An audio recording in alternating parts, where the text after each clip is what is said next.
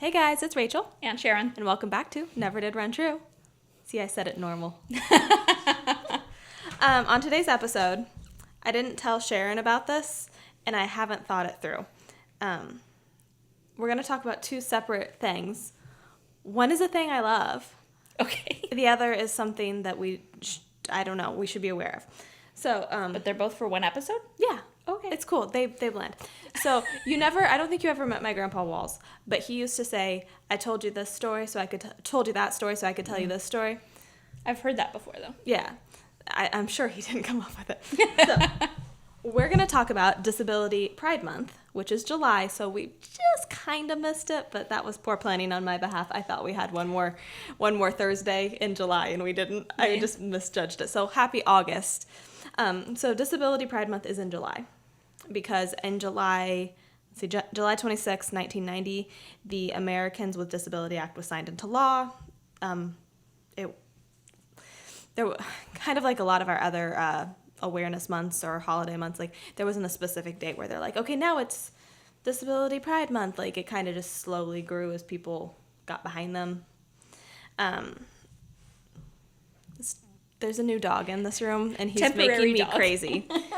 We're babysitting, and he's just walking around sniffing our feet. Is this the first? This is going to be the first one we put out of these that we're recording today? Yes. I should mention. I did it. Oh, yeah. You probably can't see it, but it's there. And obviously you did see this, but you know. It blends in with her shirt. It does. It's pink. I don't know how to show it. Up here.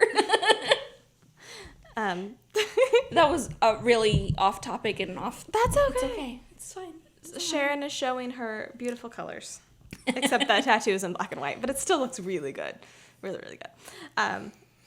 Disabilities. So, anyway, it's not something I don't think anyone really is like, yeah, let's talk about disabilities. This is such a fun topic. But I promise there's a reason for it.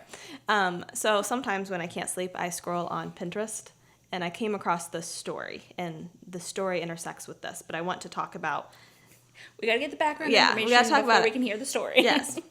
So, it's crazy. So... Depends on how you define disability, because there's a lot of different ways depending on which government entity you're using to track with, because it kind of, what defines someone as disabled can vary greatly from person to person. And a person could consider themselves not disabled, and the same person could have the exact same issue and be disabled. It's not across the board. But according to the CDC, in 2024, 1 in 4 Americans, 1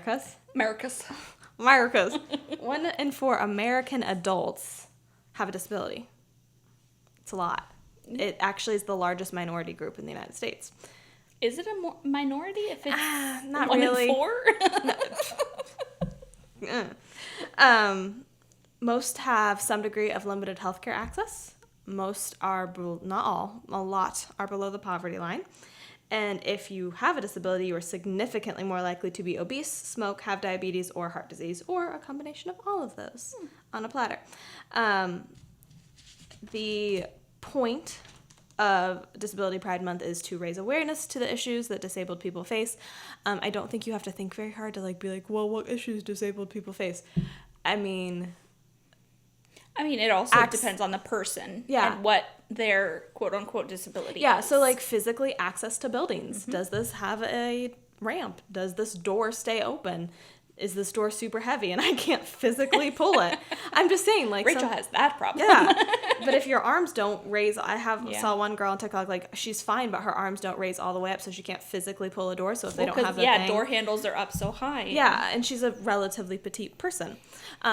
Mental issue, I don't want to say issues, but mental disabilities, actually that's the most common disability. Mm-hmm. I can't remember the statistic now and I didn't write it down, but basically that's going to affect your ability to get a job. That's going to affect your ability to possibly use public transportation, depending on the complexities of transportation. It can affect a lot of different things in that same way. On paper, I think anxiety is a disability. Oh yeah, well that's the other thing is, obviously it depends on how severe and what you decide, but there's You have mental disabilities that you're born with, Down syndrome, autism technically can be considered one, but then there's some that you could potentially, I don't want to say grow into, but could happen to, PTSD, anxiety. You can get in a car accident and lose cognitive ability and just simply lose some of your, I'm going to use the word intelligence, it's not the best word, but like lose the ability to handle information in the same way. I knew a girl who had a brain tumor and came out the other side alive, but very paranoid, like non-functioning levels of paranoid. And then there's the physicals. Like I said, you could lose an arm, a leg. Chronic pain is technically a disability. If you can't function because you're in so much pain just because you have all your limbs, doesn't mean they work like they should. Paralysis, blindness, deafness. And again, we're not saying that people can't be successful people with these disabilities. Absolutely. We're just saying they're defined as a disability, and you can potentially need extra help. And that's what Disability Pride Month is about. Embracing, to a degree, your disability, but also making other people aware of, to kind of get away from the stigma. Like, it wasn't that long ago that people were treated extremely differently, which is what I wanted to get into. So, did you know anything about the 1990 Americans with Disability Act? I love that. Did you know anything about the 1990s? Like, the year? We weren't born yet. So, no. No. Okay, so basically, there's a lot of complexes. Let's talk about it. So, disabled people have always existed. Ha ha ha. Not surprising, right? Different societies treated them differently. Actually, I think we may have talked about it. I read an article, or not an article, but it was an anecdote, that this girl in college asked a teacher, like, what was the first sign of civilization? Was it, like, using tools or growing food? And she's like, no, it was, like, 6 million years ago. And there was a skeleton found with deformed bones, probably from an accident, and that person had growth after the accident, which means people were taking care of that person. Like, and that person would have been able to walk. So it meant that the other people, the other members of the community, were feeding and taking care of it. And eventually that person died, but like, we're talking cave people. Like, they weren't going to live an extended period anyway. This person lived several years. They're like, that to me is civilization. That's when we start taking care of the people who can't contribute in traditional ways. Yeah. Because that person could still hold babies, could still help with clothes. Like, it wasn't as though they became useless. Right. They just weren't the same as they were. So, as far as the U.S. is concerned, again, disabled people always existed. But as you can imagine, it wasn't, like, phenomenal to be disabled in a time period where physical labor was, like, currency. Yeah, like, the thing to do. So, there's exceptions to every rule, but for the most part, if you weren't, again, physically able to do labor, you weren't as useful. Most of the time, disabled children didn't live very long because, again, someone has to take care of them all the time. Sometimes they were simply let die. Like, I mean, literally just like, okay, your parents are dead and you had polio and now you can't walk. We're just going to leave you outside. Like, fingers crossed, maybe you'll live. But some of the more interesting things, it's not interesting at all. So sterilization was allowed if you were disabled. Especially if it was mentally, against your will. So, like, if you looked mentally disabled, there wasn't, like, a good scale for it. If you didn't look intelligent, you could be forcefully sterilized as a woman. Some men, too, but mostly women. So you couldn't have babies. But you know what else that did if you were institutionalized and you were disabled and you were sterilized? There was never any proof that someone was assaulting you because you couldn't have babies. And before you could. So that's a different horrific topic. But anyways, forced sterilization laws were on the books in the United States until 1978. Yeah. And again, we're not saying that no one ever gets sterilized if they're disabled, but it would be because their caregiver says, I don't want this person to have to deal with the repercussions of being fertile. I don't want my disabled person to essentially have to worry about that part of their life. Like, it would not, this was saying the institution was doing it, whether that be the government or the hospital. Now it's based off of the person who cares the most about this person. But do they? So I work more now with people who have higher needs, and for the most part, people do. I'm not going to say there's not exceptions and horrific things and people slipping through the cracks, but for the most part. caregiver's care. One of the things, one of these super fun things, there were ugly laws. Yeah, that's what they were called. That was like just the colloquial name for them. Quote, any person who is diseased, maimed, mutilated, or deformed may not expose themselves to public view. Was not repealed until 1974. Oh. So if you were missing a limb and walking down the street, they could be like, you got to go to jail. You're ugly. Or an institution. Bye. So they were basically, again, just like generalizing off your facial structure if you were disabled or your physicalness. And that could include being scarred in a fire or war. Like, this was a very vague law, which is why it didn't work. In theory, it existed to keep people from panhandling or doing prostitution. But, like, that's not what the law says. The law says if you ugly, you can't be on the street. 74! But we did do a few things before the 70s that were helpful. Social Security actually really helped. It was started in 1935. It provided people who didn't have income. It wasn't a fix-all, but it fed... So a lot of disabled people are elderly, and it fed the elderly. Elderly people can't work, had no savings. This made sure they didn't starve to death if they didn't have a good family or any family. In 1960s, Medicaid started. All great things, smaller steps happened, but the 1990 Americans with Disability Act basically said that equal employment has to be done if you can do equal work. We're not saying that you have to just hire someone unqualified, but we're saying if they can do that job, you have to still hire them, even though they're in a wheelchair. Can they do the job? Okay, then it's equal. The same as if somebody wasn't in a wheelchair. It also helped with disability as far as, like, physical access to buildings. That's the law that basically says you have to have automatic doors in certain types of buildings. And ramp access. Exactly. And also on public transportation. Buses didn't used to be able to get wheelchairs on and off. Or even, like, people using a cane or crutches. Like, yeah, it's a high step up. Now they have the lower step ups, all that. And, of course, it all took a while.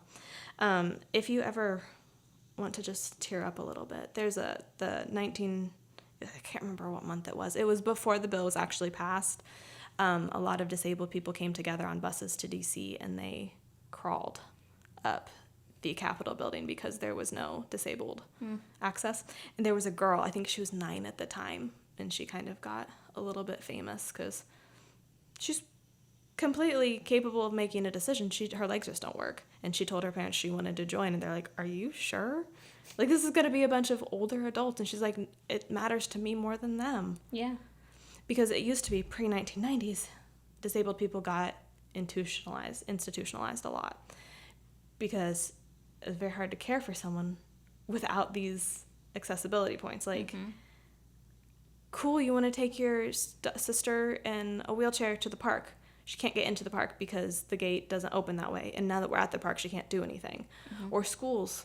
Our old school was not handicap accessible. Think the high school. Like, oh, yeah. So many stairs. Well, the grade school now, when they redid that part. The new wing? No, not the new wing, the upstairs. Oh, yeah. Uh-huh. Because, like, yeah, after they built the new part, it's all one level. But everything else, 3-4 levels. 3-4 flights of stairs. None of the door frames were wide. And again, yes, that wheelchair users are a very small population, but that can affect people who just... Children break their legs or are on crutches. Like, yeah, I mean... They physically couldn't do it. Sarah broke her ankle sophomore year. And they had to get that stair climber thing to get her up and down. Yes. Because the high school, you can't go anywhere. I remember anytime... Without stairs, except for the gym. Anytime anyone was on crutches, it was literally like, okay, you have to leave at least 10 minutes early from class because it's going to take you so long to walk because there's not another option. Like, it was terrible. So, like, things have definitely gotten better since the 90s. There's been some hits for people who are disabled lately. There was this big, beautiful bill that came about that slashed some Medicaid help and added some work requirements. Not to get political, but, like, some people can't work. It's already a slow-moving process, and it's been made slower. And, yeah, it's just not... It's a step backwards in general. As far as... He's right here. As far as, basically... I'm going to use the word caring empathy. Like, I mean, there's other considerations, but as far as empathy is concerned, it's a step backwards. So why did I spend 12 minutes talking about disabled people? Growing up, did you have a stuffed animal? Yeah. What was it? I'm just, like, the shape of the animal. I had a cat. I mean, yeah, cat. You had a cat? Mine was named Pounce. It was a Beanie Baby. Yeah, and you slept with it well into adulthood. I have a new one. His name is Wolfie because my dog ate Pounce. Like, I'm not ashamed of this. Yeah, I currently have a dinosaur. Yeah. Loopy had a teddy bear. His name was Cubby. He is in the closet because he would be super embarrassed if Cubby slept with us. Also, he's big. He's going to be embarrassed that you mentioned this. It'll be fine. He doesn't listen. He doesn't listen. So a lot of children love teddy bears. About 95% of kids own at least one stuffed animal, which I honestly thought it would be higher than that. But that is across the world, not just U.S. Okay. So some of those kids probably simply don't have the ability to have a teddy bear. 56% of adults still have them. Whether or not they sleep with them is unclear. But basically, once you have a comfort item, you seldom let it go. It's a comfort item. Exactly. So I've mentioned it, but like, do you know what the first stuffed animal was? Teddy bear? Yeah, it's a teddy bear. Named after? Roosevelt. Yep, Teddy Roosevelt. Do you know how we got the teddy bear? Mm-mm. Margaret, forgive me, Stiff, Stiff. Stiff, maybe? Who knows? It's German. I apologize. I will say Stiff. So the reason Margaret is significant. Now, I do want to clarify. There is some teddy bear, what do I want to say? Discord? Like, there is some confusion over who might have made the first teddy bear. Oh, okay. There is a possibility. There's a toy shop in New York that says that they did the first one. Sure. Margaret never claimed, like, she did the first one, but Other people do. Other people say she did the first one, and she's like, I just feel so blessed that I've brought joy to all these children. So I'm going with her version. So Margaret was born in July 24th of 1877. Okay.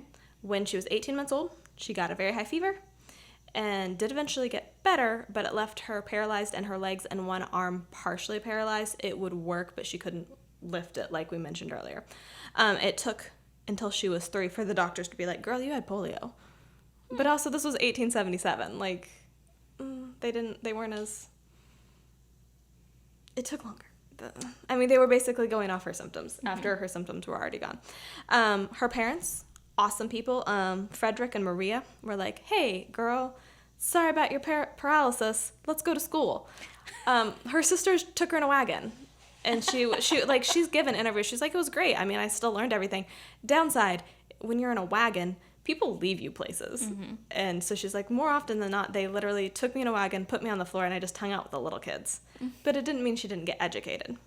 I found a story, and I only found it on one source, so I didn't write it down, but I'm going to say it anyway. There's this anecdotal story that she told where, I can't remember if it was a flood or a mudslide caused by a flood, and her brother were in it. I assume he was pulling her.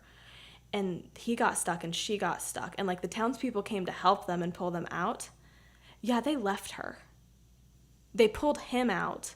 And someone basically went back to Frederick and was like, we saved your son. And he's like, what about my daughter? And he's like, oh, no, she's still there. And so he had to go personally and pull her out and, like, convince the village people to help her because she couldn't grab ropes. Mm-hmm. Like, as properly as he could. And, like, so it took a lot more. You had to have somebody basically her. Go down in there. Yeah. So my point was, like, the townspeople were perfectly fine with being like, she's gonna die anyway. Like, aren't we all? Yeah, basically. So that was kind of the mindset of the town was, but the mindset of the parents were like, thank you for saving my son. Please help me save my daughter. Still my child. Like, hello. Yeah. Again, mentally sharp as a tack. By the time she was 17, she was a seamstress. She actually got qualified as a seamstress. Like, she finished school and then went to seamstress school, which I don't fully understand. She gave lessons on, I can't remember which musical instrument it was. She couldn't play it. But she gave lessons on it, and she sewed until she actually bought the first sewing machine in her town, like mechanical sewing machine. And then she's like, went to town. She started making clothes like she started out with like undercoats or something for men, and then she just expanded from there. She by 1870, oh, I didn't write it down. Never mind. She was a young adult when she was doing this. And let's see, I have it on my phone. Sorry, there was a cute little quote I had. If I ever lean out of frame, we all know why. Oh, I gave her birth date wrong. It was 1847. I apologize. I can't read my own handwriting. 1877. That's a big difference. 1877 was when she opened her clothing store. I wrote the same date for both. So she was in her 30s. She was 30. 30s when she opened her first store. Oh no, she's so behind. But she found at this point I came across a pattern for a toy elephant. Felt was the ideal material for this toy, and the filling would be lamb's wool. I could make these for gifts for children of the family, and I tried the patterns out in various sizes. So that was her making little stuffed elephants. Okay. And they were designed for, I don't know if people said, like, they were designed to hold your pins. She made the limbs movable so that kids could play with them. Okay. And she's like, this is great. She liked it a lot. So her brother helped her with the store. And he's like, this is, like, a cute idea for kids' toys. Let me help you make other toys. And he started making, like, wooden toys. And they sold them together. And then her cousin, this was 1899, her cousin was like, we should make bears. But they weren't, like, teddy bears. They were dancing bears, which I don't know if anyone, like, circus bears that would hold balls on their noses or have the rings that they could do with their paws. So they were selling those as toys, again, with the movable limbs. But in 1902, they basically just made a cute one. It had the little arms and legs that went up and down, but just kind of sat there. And they weren't doing poorly. Like, she was a successful seamstress, but the toy store wasn't, like, booming. He took it to this fair, and he's like, look, I have these cute toys. And they were not selling at all. I think probably it was luxury, right? Like, Mommy, I want a bear. Like, tough. You've got a corn husk doll at home. You're fine. But this American buyer was going through, and he's like, hey, that's a cute bear. You know, I know this guy. His name's Teddy Roosevelt. I think we should use it for campaigning. He bought 3,000 of them, which at the time was insane. Like, they didn't even have 3,000 of them. They had to make them. And he took them to America, and they sold out like crazy. By 1907, she was making 1 million bears. She was? But not personally. But okay. Yeah, her company went from making... like, what? Not personally. But her company went from making 3,000 bears for this guy, and 5 years later, 1 million bears. So the teddy bear was made. Yeah. Again, there's arguments over who made the first one, because this is about the same time the New York store made it. The New York's like, I came up with the idea. Obviously, the idea was out there. Well, I mean, yeah, like, you can't prove any one person created anything. Like, yeah. She made the movable arms, which was, like, the big deal, but this dog. He's just a little guy. She made him awfully cute. I'll try to find a picture to share with it. He really wants to be seen. Hello. Hi, guys. So the point of my story was simply to say that if her parents had given up on her, or if for any reason she thought, hey, that's too hard to sew with one arm that doesn't work properly, and just sat around and felt sorry for herself, or even just accepted some of the general norms, like you're never going to be successful. She never married, she didn't have kids, but she made herself successful in different ways. And I just thought that it was a very cool story to be worth sharing, and just basically to say, like, there's value in, how do I say it?